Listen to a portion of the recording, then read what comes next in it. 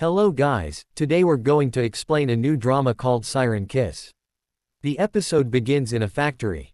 We see a worker about to injure his finger with a machine. At first, he doesn't do it, feeling hesitant. A man in a suit approaches him, telling him, "I've already prepared the insurance claim documents. You can see, quickly injure your finger." The man then does it. In the next scene, we meet our main character, Woo-Seok, who is coming into a barber shop. He tells us who he is. These days, people do dirty things with insurance money. They trade with human lives, and it's my job to stop them. He enters the shop where Kim is getting a shave. He sees him and asks, "Who are you?" Woo-Seok replies, "I'm someone who won't get involved in your business." Later, the two engage in a fight that lasts for quite some time. But Woo-Seok handles it easily. He grabs a knife and says, "I heard your insurance money is so good that I should cut off your finger." The scene cuts. We see our main heroine, named Seol-Ah, at home, seemingly with a large wooden knife, peeling wood. In the next scene, we see news that Kim has been caught. He committed an insurance fraud. He used to lure workers to his factory under the pretext that they would harm themselves and we would split the insurance money. In this way, he had amassed 3 billion won. But now he has been arrested. Woo-Seok sees this news and arrives at his company. We learn that he works for the SU, which means it's a special investigation unit. That's an insurance company. Where he works as an investigator, Woo-Seok's boss received a call. The boss later speaks to Woo-Seok and says it was from the police. "Why did you go to the barber shop? Why did you hit her? You should have waited for the police." Woo-Seok replies that the police never arrive on time. Just then, his colleague comes to Woo-Seok and asks, "Do you remember Siren? This is what happened to her." Woo-Seok later runs away. He arrives at the hospital. Siren's mother is in front of the police. She explains what happened to her daughter. Then she sees her. Woo-Seok also sees her and comes inside. He sees Siren, whose body has burn marks. Seeing her, he remembers the scene from a year ago, where he was talking to Siren. Siren says, "I'm telling the truth. I was rubbing my eyes repeatedly. That's why I injured my eye and went blind. My mother didn't do anything. However, she gave me the insurance money." Later, she shows him the money and says, "Here, take it. You can do this with it." He happily takes it, but he's very angry. In the present, Ha-Jun says, "I'm telling the truth, it was an accident." Woo-Seok comes out and looks at his mother, who is very happy about the money. Woo-Seok says, "I think you're probably going to get a lot of money. You must have gotten so much for the eye damage. Now, you'll get so much for the body being burned. What are you going to do next?" Ha-Jun's mother says, "Whatever I do, what do you care? The police have already accepted it was an accident." But Woo-Seok is very angry. "How can you call yourself a mother? No matter what happens, I'll put you in jail."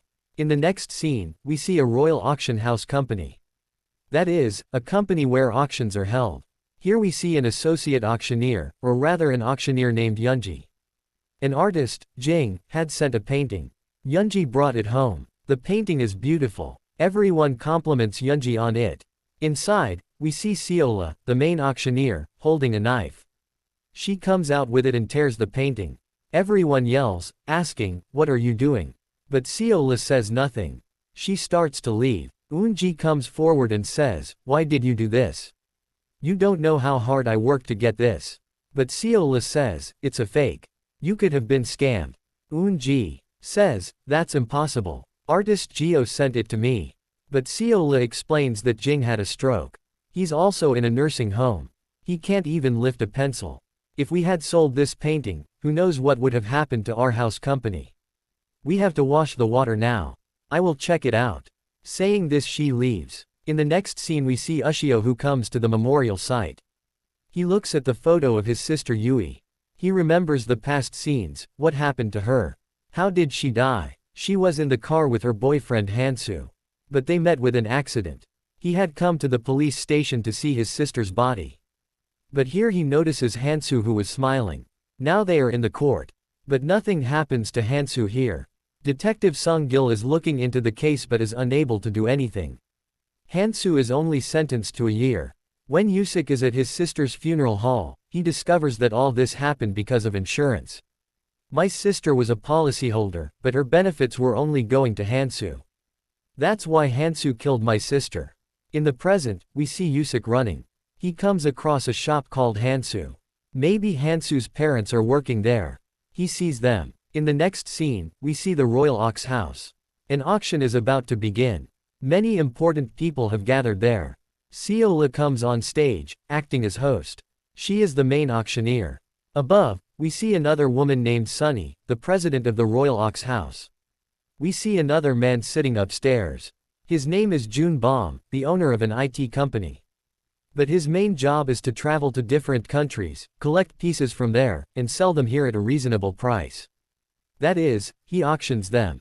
The piece that is going to be auctioned today was brought by Jun Bom.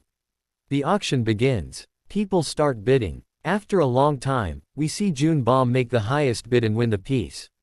In the next scene, everyone is outside drinking.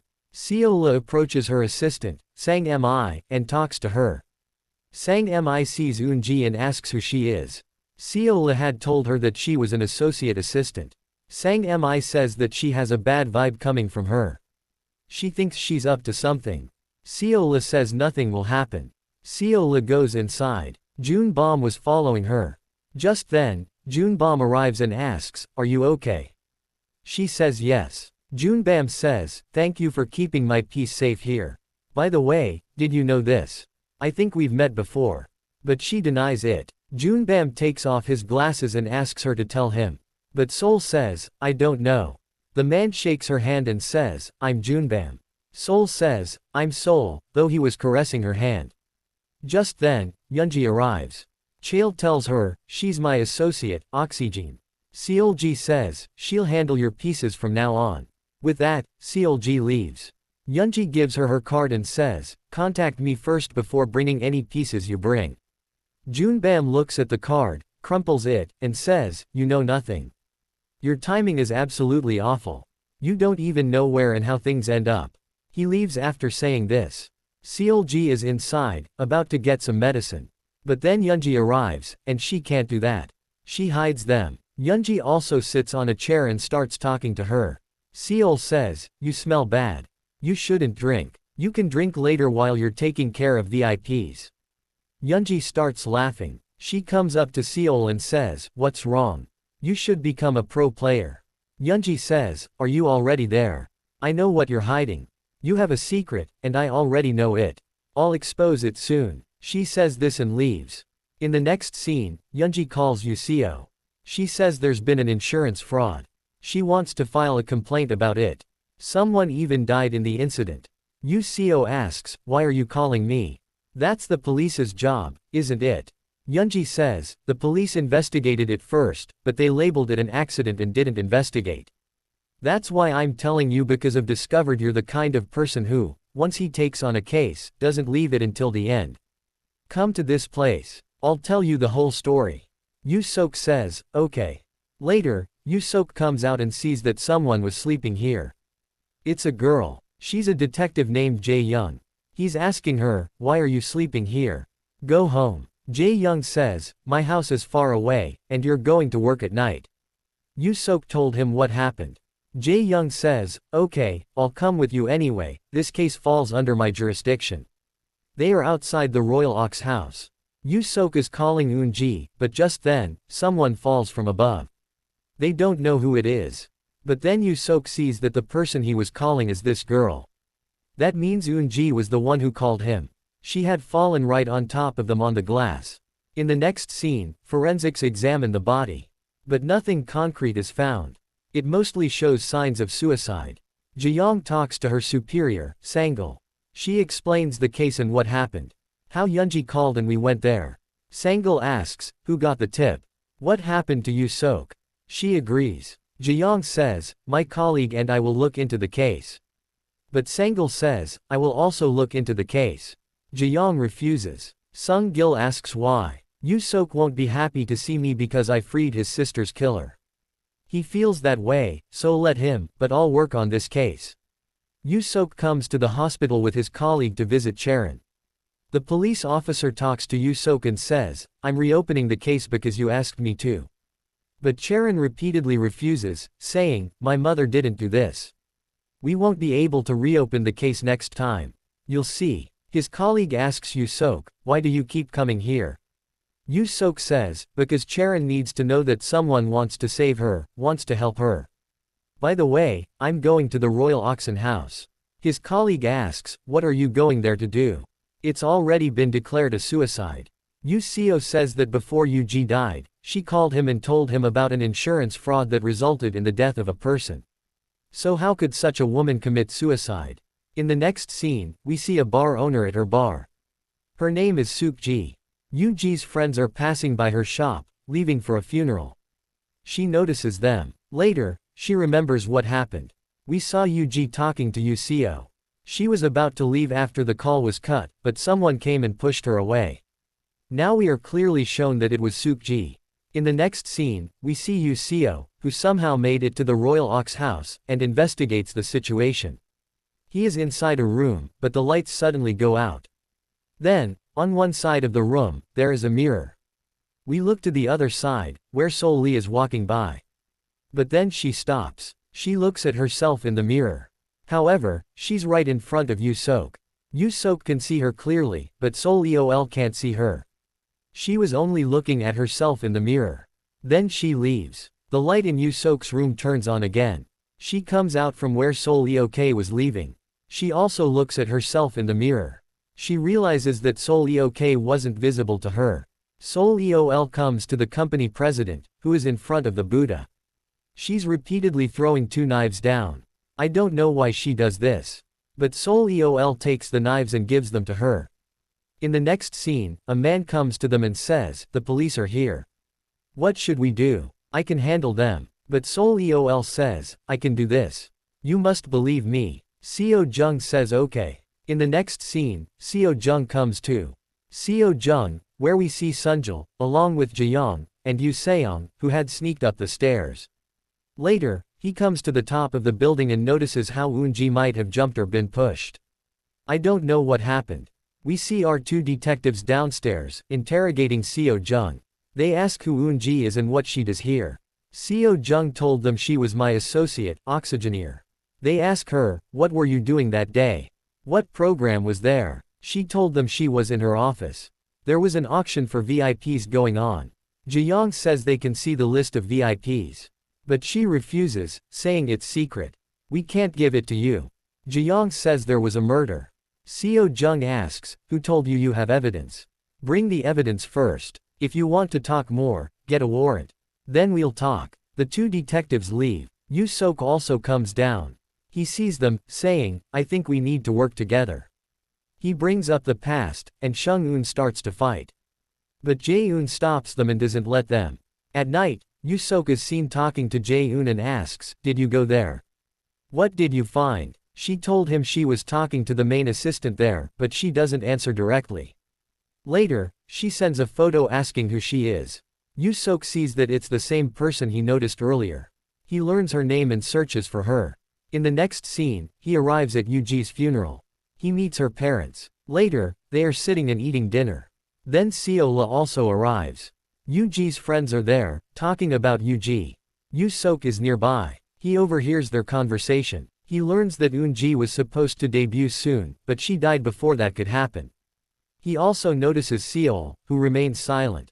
Woo-Seok follows her. She uses the smart key, but the car won't start. She's about to call someone, but Woo-Seok arrives and stops her, saying, "I can do that. I think the smart key's battery is dead." Seol says, "You owe me." Woo-Seok says, "It's okay, you can pay me back when we meet someday." Seol gets into the car and starts to leave, but notices Woo-Seok in the mirror. In the next scene, Woo-Seok is at his company, checking Yoo-ji's insurance policy. Later, he searches for his name. He learns that a man named Shang-ja has a death benefit of 700 million won, which is supposed to go solely to Seol-Ah. He takes Shang-ja's number and calls, but there's no answer. It's Shang-ja's family's number. He calls, presumably Shang-ja's mother. She says Shang-ja died a few days ago. He calls them, saying he wants to speak to Shang-ja. But Shang-ja's mother says he died 10 days ago. But Woo-Seok notices that they later cancelled the policy. He sees Seol-Ah at home, watching a video clip of her and Shang-ja, where they were supposedly engaged, and they are very happy. In the morning, he's at the company with his colleague. He talks about what Seol did. Shang Jae died, and the money, 700 million won, was supposed to go to Seol. 200 million won was paid in advance for the policy, but the policy was later cancelled.